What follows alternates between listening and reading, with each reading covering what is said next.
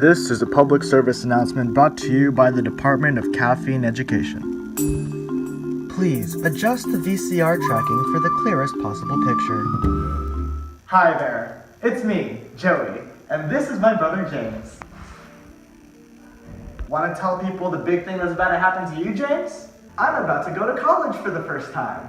Exactly, and we want to make sure James has a safe and responsible time at college. Yeah, but wait, how are we going to do that? By teaching him not to do drugs. Drugs? Didn't we go over this already in the other 90s instructional video? Yes, but today we're going to go over a different kind of drug. A drug that you have probably already done.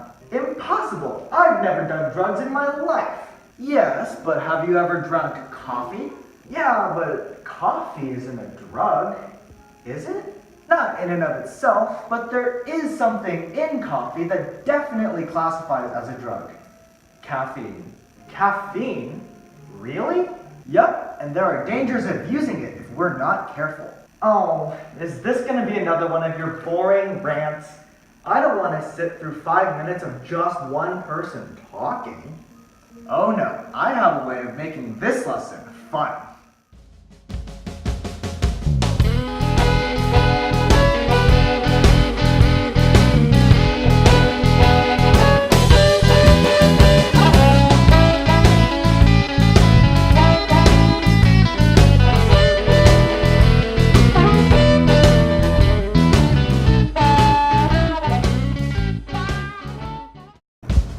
Neurotransmitter Friends is filmed in front of a live studio audience. Oh, hey dopamine. Oh, hey adenosine. How are you? Oh, you know, Mondays. Come on, adenosine. There's so much to be happy about. The sun is shining, the sky's just waking up, and the birds are singing their song. Dopamine, it's 2 p.m. We just had lunch. Don't be such a Debbie Downer. Anyways, where are you off to? I'm off to work. I have a meeting with a receptor in a few minutes. You're meeting with a receptionist? Huh. I didn't know receptionists had meetings. No, you moron, not a receptionist, a receptor. I have to bind with her in a few minutes, otherwise you and me both are getting no sleep tonight. Did someone say no sleep? Oh no. So, what are you guys talking about? Nothing. We're talking about nothing. Oh, yeah. Adenosine was just telling me about his meeting. No. Meetings? I love meetings. Who are you meeting with? Serotonin? Norepinephrine? I met up with Sarah and Nora yesterday. Thank you very much. And no, I am not telling you where I'm going. Aww. Why not? Yeah, adenosine. Why can't you tell Caffeine about your meeting with the receptionist? Oops. It's receptor! And the reason I'm not telling him is because he's gonna ruin my meeting. He always does this. He pretends he's me, the receptor gets tricked, so the receptor won't be able to meet with me anymore. And nobody gets any sleep.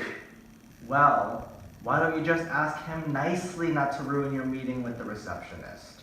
Remember, communication is an important part of any healthy relationship. I guess you're right. I should learn how to express myself more. Hey, Caffeine? Caffeine? Caffeine? Darn it, he's gone!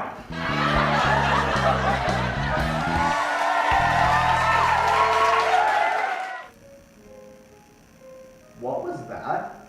Well, that was my fun little way of expressing how caffeine works.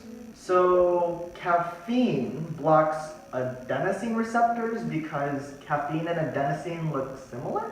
Well, the two chemicals are similar structurally. However, it's adenosine's job to bind to these receptors to make you sleepy. Caffeine blocks adenosine, so you don't receive the sleepy signal. Well, if your adenosine receptors are totally blocked, where does the adenosine go? Well, your brain can adjust for you if you drink caffeine regularly. In fact, if you drink caffeine over a long period of time, your brain will begin to manufacture new adenosine receptors to compensate for the block. So if you have all of those extra receptors and you suddenly quit caffeine, what happens? Well, James, The adenosine receptors will all be filled with adenosine and you'll feel extra sleepy. In fact, these receptors are why some people find that they need to increase their caffeine intake as the days or weeks go by. They have extra receptors they need to block, so they must consume more caffeine to stay just as awake. Well, what happens when you drink too much caffeine? Great question. Well, as I said before, caffeine is a drug, so you can overdose on it. In fact, there have unfortunately been cases of people having heart problems or even dying from drinking too much caffeine. Overdose? Oh no! What can I do to make sure that doesn't happen? Well, first of all, you can limit the amount of caffeine you drink. But what if I want to stay awake, but I'm beginning to feel a little sleepy? Well, 1 cup of coffee or 1 can of Red Bull won't kill you. Just make sure to keep your intake at a minimum. Got it. But the best way to make sure you can stay up through the whole day without caffeine's interference is to make sure you get a good night's sleep the night before.